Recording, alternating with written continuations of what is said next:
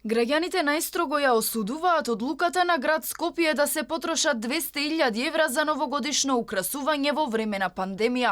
Новогодишните и божикните празници по се изгледа ке се слават само во кругот на најтесното семејство.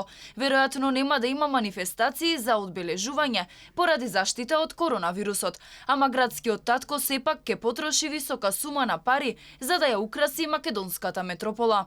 Ги прашавме граѓаните што мислат за овој потек. Велат во време кога здравството колабира, сиромаштијата од ден на ден се зголемува, а најзагрозените не можат да врзат крај со крај, нема смисла да се трошат пари на засега непотребни работи.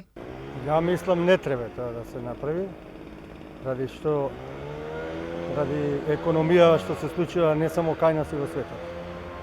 Тоа е не треба ни еден ден да се потроши, треба парите да се дадат за социјални случаи, за сиромаштија посебно. 200.000 евра се премногу пари да се потрошат, а треба да се украси, да. Мислам дека тоа не би било во ред. Затоа што сите се дома, ситуацијата е таква каква што е.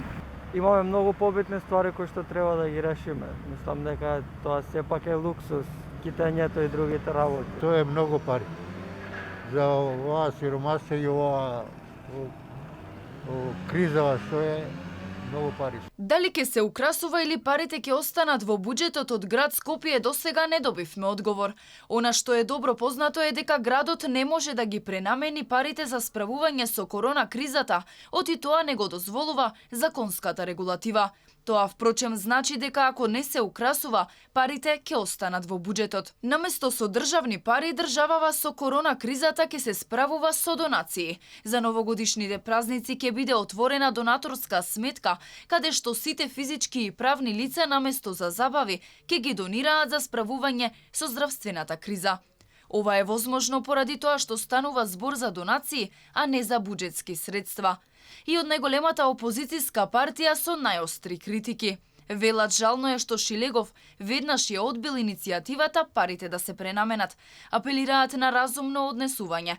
Без новогодишни украси може, но без функционално здравство и образование не.